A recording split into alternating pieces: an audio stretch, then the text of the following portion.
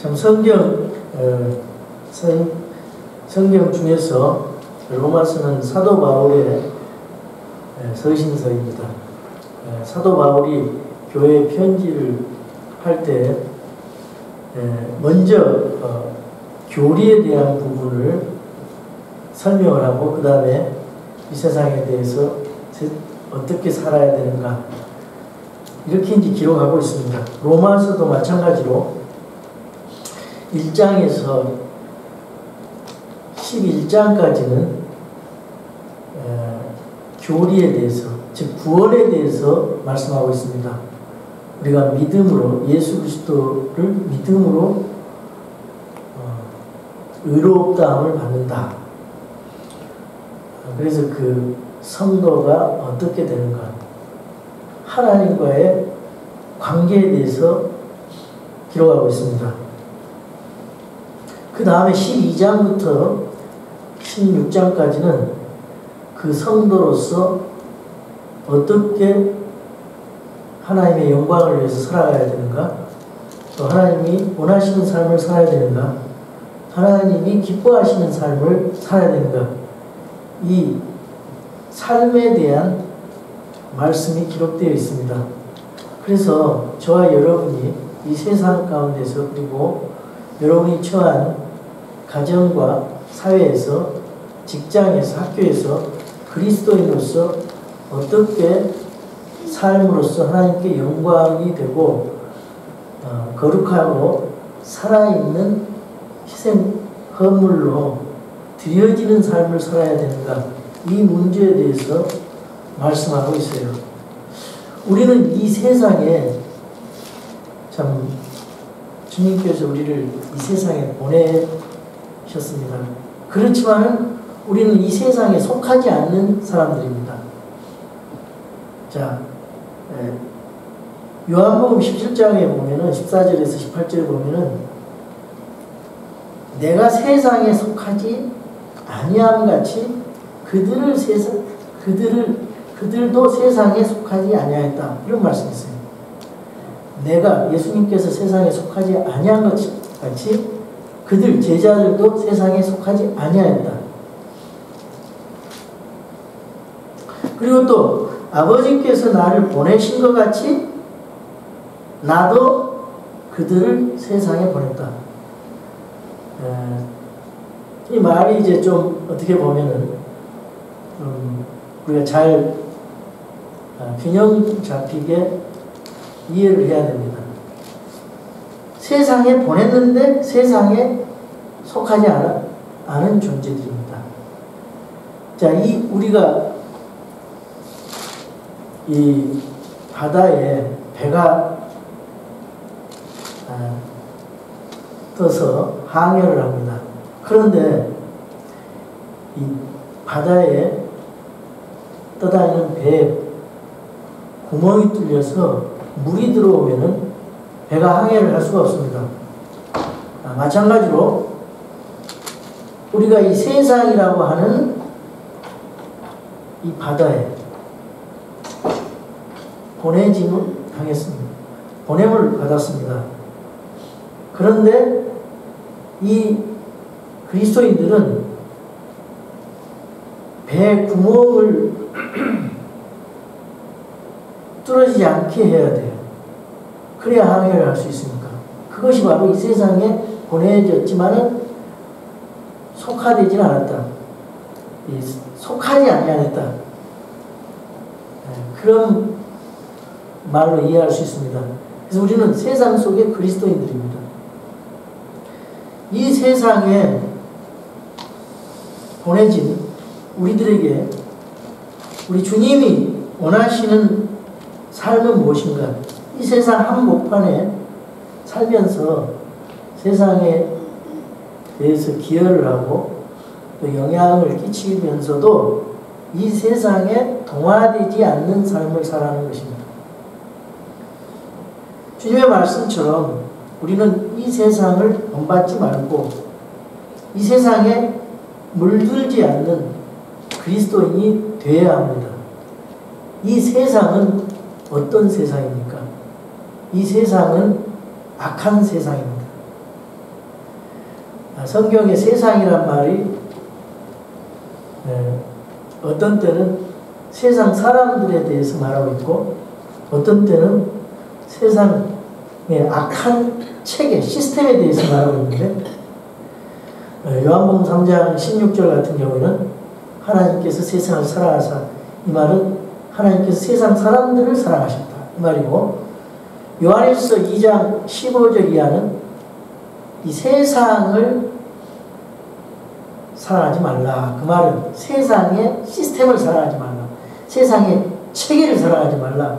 이 세상은 사탄이 장악하고 통제하는 세상이기 때문에 세상의 풍습을 사랑하지 말라. 그런 뜻입니다. 여기도 마찬가지로 이 세상에 동원이 되지 말고 세상의 어떤 나쁜 습관과 이런 영향과 세상 조직과 체계와 세계관과 세상의 가치를 따라 살지 말라는 것입니다. 그래서 우리 그리스도인들은요, 굉장히 위대한 신분을 가진 사람으로서 그 신분에 걸맞게 이 세상에서 책임 있는 하나님의 자녀로서의 삶을 살아가야 돼요. 왜 그러느냐? 우리가 받은 이 구원이, 우리가 받은 이 죄사함이, 우리가 받은 이 의롭다함이 너무나 소중하기 때문에, 우리 신분이 하나님의 자녀가 되기 때문에, 이 소유가 마귀의 소유에서 하나님의 소유로 넘어왔기 때문에, 마귀의 통제 속에서 하나님의 통제로 넘어왔기 때문에 우리는 그런 존재로서 삶을 살아야 된다는 거죠. 그래서 우리가 이 세상에서 하나님의 영광을 위해서 살아있는 희생물로 드려지는 삶, 그런 섬김의 삶을 살기 위해서 어떻게 해야 되냐. 여기 성경을 12장 1절에서 2절 보면요, 일단은 이 세상에 동화되지 말라는 거예요. 그리고 내가 변화를 받는 거예요. 그리고 살아있는 희생물로 드려져야 된다는 거죠. 먼저 우리가 살아있는 우리 몸이 말이에요. 이 몸이 어떻게 변했느냐. 믿기 전에는, 구원받기 전에는 우리의 몸이 마귀의 소유였어요. 그리고 우리 몸이 마귀의 도구로, 죄의 도구로 사용됐어요. 그런데 예수님을 구원자로 믿고 나면은 우리 몸이 어떻게 변화가 되느냐. 하나님이 영이 거하시는 전이 된다. 그래서 성령의 전이 되고 하나님의 전이 된, 성전이 된다는 겁니다. 그래서 우리가 하나님의 성전이 된다는 것은 또 뭐냐? 하나님의 소유가 된다는 거예요. 하나님의 소유. 주님이 사용하시는 성전, 성령님이 거하시는 성전, 소유권이 하나님으로 넘어왔다는 그 존재가 되는 것입니다. 더 이상 내 몸이 아니고 하나님의 몸이 되는 것입니다. 그래서 하나님이 기뻐하시는 일과 하나님의 목적을 수행하는 도구로 사용되어야 됩니다. 그 말씀이 고린도전서 6장 19절에서 20절에 있습니다. 그래서 제가 한번 읽어보겠습니다. 도대체 무슨 말이냐? 너희 몸이, 구원받은 성도의 몸이 너희가 하나님에게서 받은 바 너희 안에 계신 성령님의 전인 줄을 너희가 알지 못하느냐. 너희는 너희 자신의 것이 아니니 주께서 값을 치르고 너희를 사셨느니라. 그런즉 하나님의 것인 너희 몸과 너희 영으로 하나님께 영광을 돌리라고 말씀하고 있는 것입니다. 우리는 하나님의 소유가 됐고 하나님의 영광을 위해서 우리 몸과 영으로 하나님 앞에 성령된 존재로서 드려져야 된다 말이죠. 그래서 이 몸이 하나님의 성전이 됐기 때문에 우리는 이 몸을 잘 간수를 해야 돼요. 어떤 사람들 보면은 이 몸이 이 이원론의 생각을 가지고 있는 사람들은 잘못된 거거든요. 기독교 이단 중에 이원론이 있어요.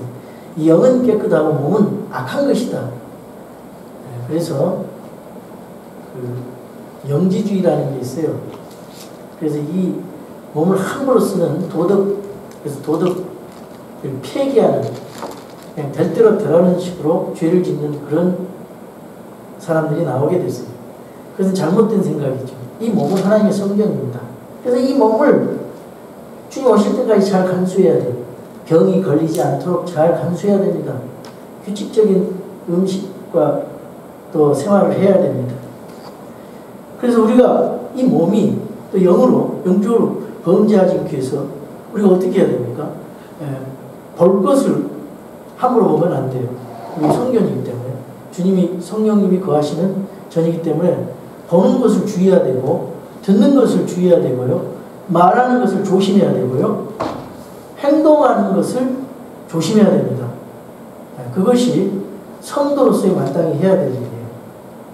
근데 어떤 사람이 물어봐요. 목사님, 술과 담배를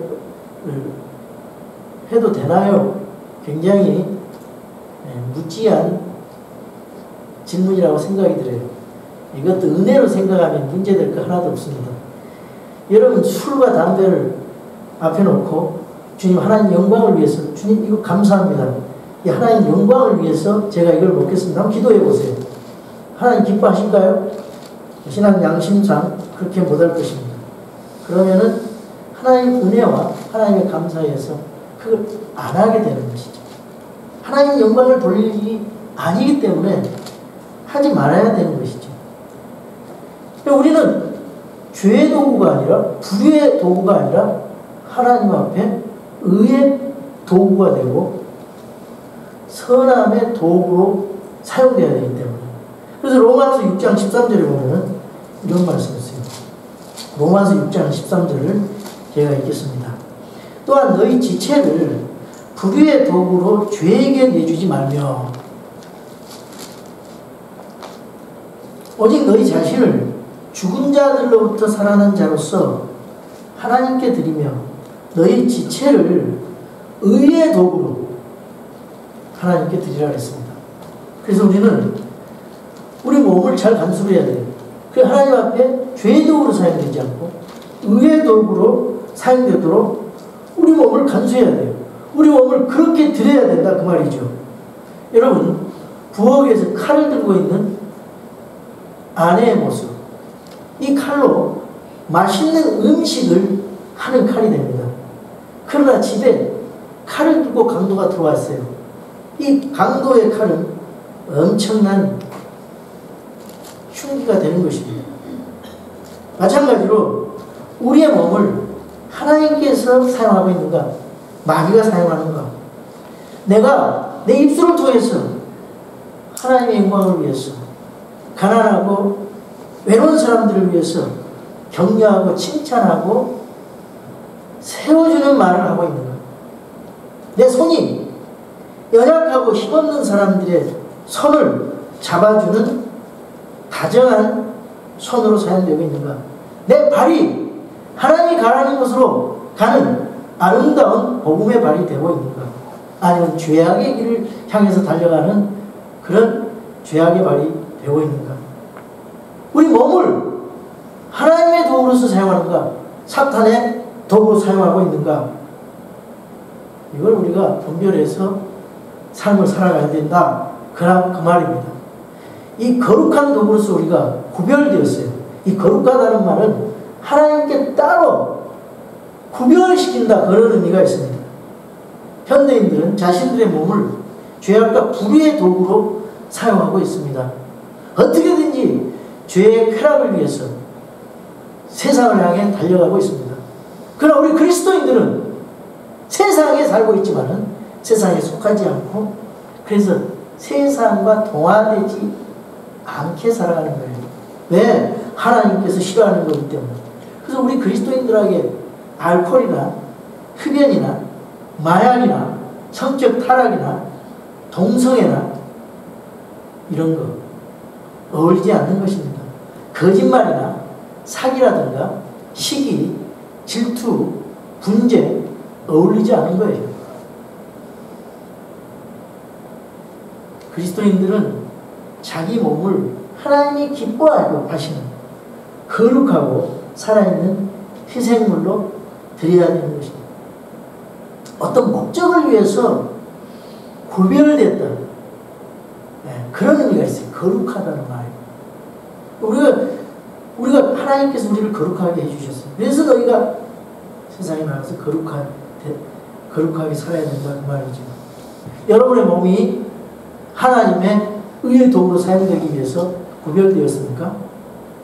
여러분이 하나님의 영광과 복음을 위해서 여러분의 손과 발과 입술과 여러분의 몸과 시간과 호흡하는 것 존재 자체가 하나님의 도구가 되기를 원한다고 고백할 수 있습니까? 이것이 바로 자신을 거룩한 희생물로 드리는 그런 삶인 것입니다. 우리가 예배 시간에 여기 와가지고 예배 드리는 걸로 끝나는 거 아니에요. 여기 예배라고 서비스라고 하는 말은 봉사란 말이죠. 여기 나와서 예배 드리는 것도 서비스지만은 여기 삶은 이 합당한 섬김, 그 논리적으로 마땅한 섬김이라는 거예요. 그게. 예. 그래서 이 살아있는 희생물이라는 것은 뭐냐? 살아있는 희생물은 구약시대 때 이 동물을 죽여가지고 피를 흘려서 그 희생물을 올려놓을 때 오직 하나님을 위해서 바쳐지도록 사용되는 것입니다. 그러니까 우리가 살아있는 희생물로 드려지는 삶은 뭐냐? 우리가 이 구약시대의 그런 희생물처럼 내가 하나님 앞에 내 생애를 오직 주를 위해서 바칠 수 있는 거예요. 여러분 단번에 순교하는 것은 어쩌면 쉬운 일이에요. 영광스러운지만. 근데 여기 보니까 매일매일 주님의 뜻을 따라 순종하는 그 삶, 자신을 거룩한 희생물로 드려지는 삶은 이건 너무 어려운 겁니다. 사실은 내가 하려고 할 때. 그러나 우리는 그 일을 하도록 하나님으로부터 말씀으로 권면받고 있는 것입니다. 간청한다 그랬어요. 간청. 사도 바울이. 예. 명령한다기보다 간청을 하는 거예요. 그래서 그 사도 바울의 뜻을 우리가 여기서 알아야 돼요. 이 희생업물, 살아있는 희생물, 이거는 매일매일 주님의 뜻을 따라 순종하는 삶, 주님이 원하시는 삶, 주님이 기뻐하시는 언어와 행위, 이걸로 주님 앞에 영광 돌리고 있는 것. 그러기 위해서는 내 자신이 죽어야 돼요. 여러분, 자신이 죽는다는 의미가 오해하지 마십시오. 자신이 그런 삶을 살도록 강렬한 의지가 있어야 돼요. 근데 그걸 성령님이 하시도록 맡기는 거예요. 그러니까 나는 가만히 있는데 하나님께서 알아서 해달라. 이거는 성경의 법이 아니에요. 내가 강렬하게 마음속에 주님 이렇게 하기를 원합니다. 그러나 성령님께서 나를 통제해 주시고 주님께서 일을 해주세요. 이렇게 맡겨버리는 겁니다. 자신의 의지를 하나님의 의지께 맡기는 거예요.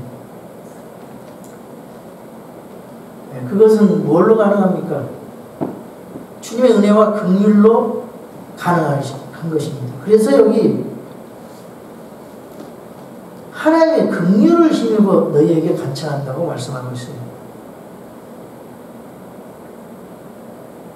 우리의 전 존재와 삶이 주님 앞에 도구로 사용되기 위해서 하나님 앞에 드려져야 된다 이 말입니다.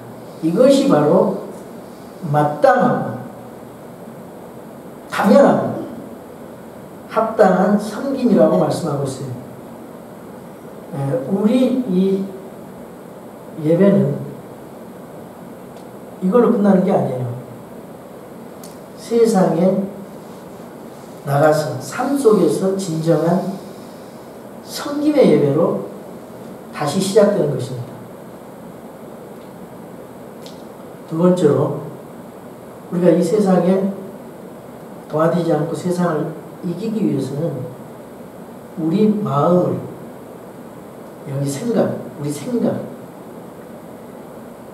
생각에서 또 마음으로 전해지는 거죠. 마인드를 새롭게 해야 된다 이렇게 말씀하고 있어요. 첫째, 이 몸을 살아있는 희생물로 드리라고 하셨죠. 두 번째, 이제는 이 몸을 지배하는 이 생각을 새롭게 하라는 것입니다. 우리 몸이 하나님을 기뻐하시는 도구로 사용되면 이 생각이 변화되어야 된다는 거예요. 이 세상에 동화되지 말고 이 세상에 본받지 말고 변화를 받으라는 것입니다. 여러분 영어로 동화되지 말고 이 동화라는 말 conform 형태가 같아지는 거예요. 형태가 conform, form이 come 같아지는 것입니다. 그리고 변화를 받으라는 이 변화는 transform이에요. 그러니까 이 변화는 이런 폼에서 같아지지 말고 이동하는 것입니다. 그래서 질적인 변화를 하라는 것입니다. 전혀 다른 존재로 변화되는 것입니다. 우리가 세상에 있기 전에는 이 세상과 conform, 동화됐어요.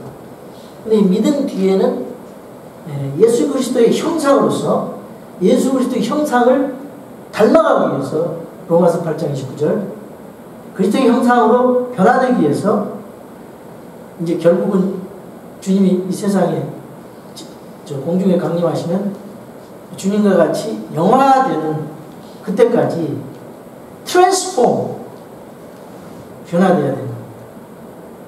주님의 품성으로 변화되어야 되고 주님의 마음으로 변화되어야 되고 주님의 생각으로 변화되어야 되고 주님처럼 변화되는 거예요. 자, 우리가 변화되는 거 굉장히 어렵습니다. 근데 그냥 변화되는 거 아니에요. 우리가 어떻게 변화해야 되는가 바로 알아야 됩니다. 예수 그리스도에 대해서 바로 알아야 되고 하나님에 대해서 바로 알아야 되고 구원에 대해서 바로 알아야 되고 성화에 대해서 바로 알아야 돼요. 그래야 알아야 어떻게 변화될지 동기가 생기고 그런 마음이 생기는 겁니다. 그래서 우리가 끊임없이 이런 문제에 대해서 하나님 말씀을 들으면서 배우면서 생각을 하고 마음을 바꿔야 돼요. 생각을 새롭게 하는 것입니다. 이게 하루아침에 변화되지 않습니다. 조금씩 변화됩니다. 그것은 오직 하나님의 은혜와 긍휼을 통해서 변화되는 것입니다. 성령님의 역사를 통해서 변화되는 것입니다. 자, 우리가 그 변화의 과정을 되기 위해서는 우리 마음이 타락될 수 있는 그런 상황으로 내 마음을 주지 말아야 돼요. 유혹의 상황이 그런 사건이나 그러한 악한 사람들을 멀리하는 것이 피하는 것이 좋습니다. 가까이 하면 더럽혀지기 때문입니다. 예를 들어서 저질 영화라든가 TV 이 영화라고 하는 것은 모든 영화가 이 세상 시스템 속에서 반성경적이에요. 반 그리스도적으로 되어 있어요. 그렇기 때문에 그 세상 영화를 재미로 보는 것도 좋지만은 그 영화를 안 보는 게 좋아요. 믿음이 연약한 사람은 나도 모르면 스며들기 때문에. 그리고 잡지가 되는, 좋지 않는 잡지, 좋지 않는 친구들. 이러한 것들을 멀리 하라는 것입니다. 그래서 시편 1편 1절에 보면은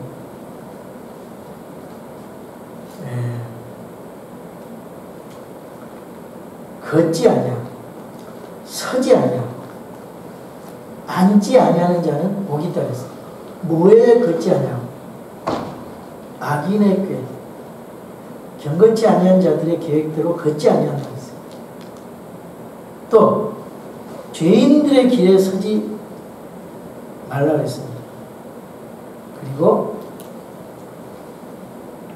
교만한 자리에, 조롱하는 자들의 자리에 앉지 아니하는 그걸 거부하는 것입니다. 우리가 걷다 보면은 서게 되고 서다 보면은 앉게 됩니다. 그러므로 아예 악인의 길에 걷는 것을, 악한 것에 서는 것을 거부하는 것입니다. 여러분, 그래서 좋은 말씀을 들어야 됩니다. 좋은 친구들을, 믿음의 친구들을 사귀어야 됩니다. 신앙에 자극이 되고 도전이 되고 격려가 되는 그런 사람과 말씀을, 책을 읽어야 됩니다. 좋은 찬양을 들어야 됩니다. 그 찬양을 듣기만 해도 용기가 생기고 위로가 생기고 삶에 대한 의욕이 생기고 이 삶을 이렇게 살아서는 안 되겠다, 도전이 생기고, 이런 찬양을 들으라는 거예요. 이런 꽝꽝거리면서 비트가 빠른 음악이 왜 나쁘냐? 감정을 압도해버리면 뭔가를 분별하는 생각이 흐려져 버려요. 어제 며칠 전에 신문을 보니까 맥도날드에서 모차르트 음악을 틀어준대요. 그랬더니 옛날에 재즈 그런 음악을 틀 때보다 싸움하고 또 다투고 그런 일들이 현저히 줄어들었다는 것입니다. 마찬가지로 우리 크리스찬들이 하나님의 말씀이 단어 숨어있는 마제스티, 킹, 이 찬양을 노랫말을 보세요. 얼마나 은혜스러운지. 그냥 의미 없는 말, 잘못된 단어로 된 걸 반복해서 계속 심취해가지고 감성이 몰입돼가지고 그런 것보다 정신을 바짝 차려서 하나님의 말씀 그 단어가 진주와 같이 박혀있는 그 찬송가, 얼마나 우리가 소중한 건지 몰라요. 이 찬양을 하게 되면 마음에 기쁨이 생겨요. 마음에 위로가 생기고 그 하나님을 사랑하는 마음이 생기는 것입니다. 그래서 좋은 말씀과 또 기도하는 마음, 기도와 찬양, 이렇게 삶을 변화시키는 거죠. 한순간에 바뀌기가 어려워요. 하루에 조금씩 좋은 습관으로 실천을 해야 됩니다. 가족과 함께 혹은 혼자 계신 분은 혼자 말씀과 기도로 그런 삶을, 변화의 삶을 가져야 됩니다. 여러분, 하루에 복잡한 하루, 바쁜 하루 동안에 성경 5분 읽고 5분 기도하는 거 쉽지 않습니다. 그러나 그걸 꾸준히 한번 해보십시오. 5년이 되고 10년이 되고 15년이 되고 20년이 되고 평생 한다면 엄청난 변화가 있을 것입니다. 자, 세 번째로 이 세상에 동화지지 않고 세상을 이기기 위해서 우리가 어떻게 해야 되는가?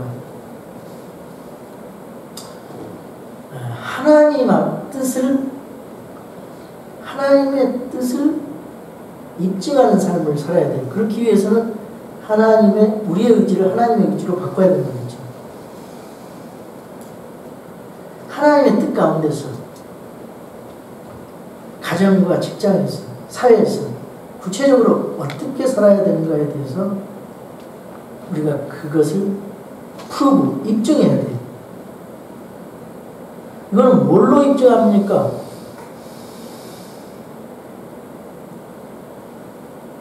이건 하나님의 말씀밖에 없어요. 하나님의 말씀을 통해서 하나님의 인도를 받고 하나님의 뜻을 알아가는 것입니다. 하나님의 뜻이 음성을 들려줘서 그거 아니에요. 지금 그런 시대 아닙니다. 여러분이 하나님이 무관심한 부분도 있어요. 아침에 일어나가지고 아침 식사를 하는데 하나님 주님의 뜻이 무엇입니까? 오늘 아침에 내가 사과를 먹을까요? 밥을 먹을까요? 시리얼을 먹을까요? 그 하나님 전혀 관심 없는 거예요. 자기가 좋은 거 먹으면 되지. 하나님이 사과를 갈아서 먹을까요? 썰어서 먹을까요? 껍질 벗겨서 먹을까요? 하나님하고 상관없는 거예요. 근데 그러한 비슷한 그 하나님의 뜻을 찾는 그렇게 하는 사람들이 많아요. 예, 성경은 그렇게 돼 있지 않아요. 분명히 하나님의 뜻은 성경에 다 나와 있어요. 그리고 하나님의 뜻을 그 성경 말씀에 입각해서 우리의 의지를 자유롭게 활용해서 내 이성과 판단을 가지고 해서 그것이 하나님 뜻 속에서 자유롭게 우리가 실천하면 그것이 하나님의 뜻이 되는 거예요. 몰라요 지금. 근데 나중에 보니까 그것이 하나님의 뜻이었구나. 그렇게 되는 것입니다. 그래서 우리 삶의 출발은 하나님의 뜻을 분별하고 하나님의 뜻을 사모하고 즐거워하는 것이 되어야 됩니다. 내 의지와 생각이 하나님의 뜻을 향해서 맞춰가야 되는 겁니다. 우리의 생각과 마음을 지배하는 열쇠는 의지입니다. 그러나 우리 의지가 마음대로 되지 않는데 문제가 있어요. 그래서 사도 바울은 우리의 원하는 선보다 도리어 원치 않는 악을 행한다고 7장 19절에 말씀하고 있습니다. 그런데 하나님의 은혜가 우리를 도울 때 하나님의 뜻대로 살고자 하는 소망이 생깁니다. 여러분 하나님 뜻대로 살고 있습니까? 어떻게? 하나님의 말씀대로. 하나님의 뜻대로 하나님 말씀대로 살기 위해서 하나님 뜻대로 기도해야 돼요. 성경 말씀에 아는 거 없이 기도만 열심히 하는 건 잘못하면은 세상 종교의 그런 기복적인 기도가 될 수가 있습니다. 하나님의 뜻을 바로 알지 못하고 우리가 열심히 세상에 나가서 봉사를 해요. 예를 들어서